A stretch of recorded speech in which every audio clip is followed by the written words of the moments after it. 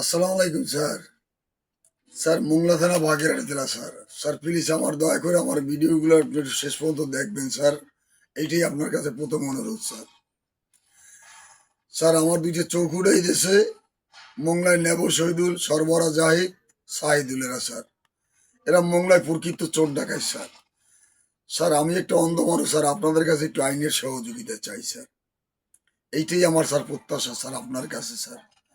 Sir আমার আব্বাকে murder করছে, আমার দুইটা চোখ উড়াই দেওয়ার 3 বছর পরে আমার আব্বাকে মার্ডার করছে স্যার। 5 তারিখ জুলাইয়ের শেখ হাসিনা সরকার পতনের পর স্যার আমার নিজ বাড়িতে আসছে আমার বাড়িঘর দুয়ার ভগুলো ভাঙচুর করছে স্যার। আমার স্ত্রীর মুখে পিস্তাল হামদাই ধরছে স্যার। আমার এই ঠ্যাংটা ভাঙ্গা ফলাইছে স্যার। স্যার আমার এই কাগজপাতিগুলো আপনি আপনার সাহায্যে স্যার এই কাগজপাতিগুলো স্যার বাগেরহাট মজিবুর স্যার আপনার আমার কাগজপাতিগুলো বাইর করছে স্যার। জিয়ারু কোর্ট জিয়ারুর কাছে আমার কাগজপাতিগুলো সব আছে স্যার। স্যার আপনার সাহায্যে আপনার আমার একটু সহযোগিতা চাই আপনার কাছে স্যার, যাতে আমার চৌকুড়ানের বিচারটা একটু পাই স্যার। আমি একটা অন্ধ মানুষ স্যার, আমার দুইটা চৌকুড়াইদের স্যার এই সহযোগিতাটা একটু আপনার কাছে চাই স্যার। আমার পৃথিবীটা আজকে অন্ধ স্যার। স্যার কি অপরাধে আমার দুইটা চৌকুড়াই দিয়েছে স্যার মোংলায় প্রকৃত চোর ডাকায় সন্ত্রাস কিন্তু স্যার। আপনারা পেপার পত্রিকায় ম্যাগাজিনে দেখেন যে বড় জাহাজ ডাকাতি হয়, এই জাহাজ ডাকাতির একটা বড় চক্র স্যার এরা কিন্তু মোংলায় এবং চিটাগাং। এই সরবরা জাহিদ স্যার আমার যখন চোখ উড়াই দিয়েছে মোংলায়, তখন এই মোংলায় একজন সরবরা চোর ডাকাই স্যার। কুমারখালী আনসার ক্লাবের ওইখানে বাড়ি। আজকে স্যার চিটাগাং সে এই মোংলায় 16-17 বছরের ভিতরে স্যার 7 তলা বিল্ডিং এর মালিক দুইটা স্যার। যে গাড়ি বাড়ির মালিক জাহিদ থেকে জাহিদ সাহেব ওই আছে স্যার। মোংলায় নেব শহীদুল, এর বাবার ওই বাগেরহাট জেলায় ফাঁসি হয়েছে স্যার। এরা 3টা ভাই মোংলায় চোর ডাকাই স্যার। এই সাহিদুল এরা মোংলায় চোর ডাকাই স্যার।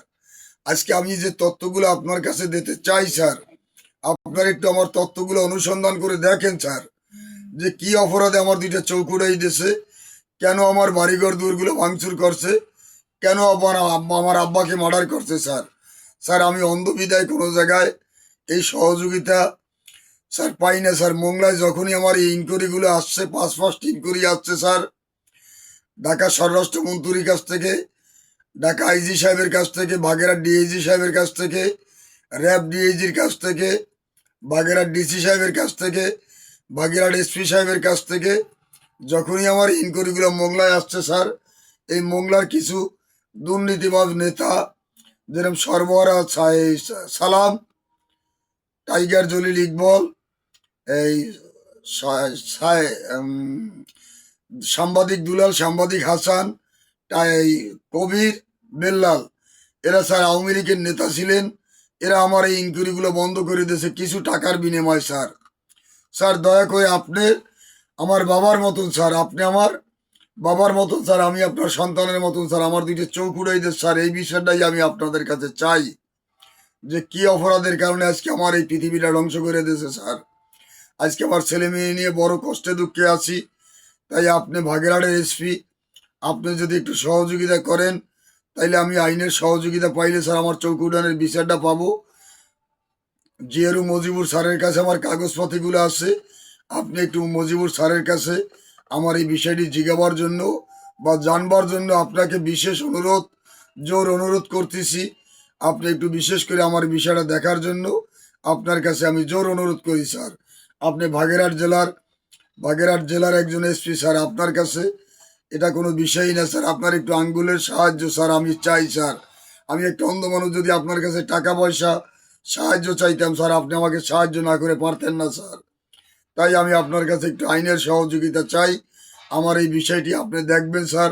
আপনার কাছে এই অনুরোধটি রেখে আমি আমার বক্তব্য শেষ করতে চাই। আসসালামু আলাইকুম স্যার।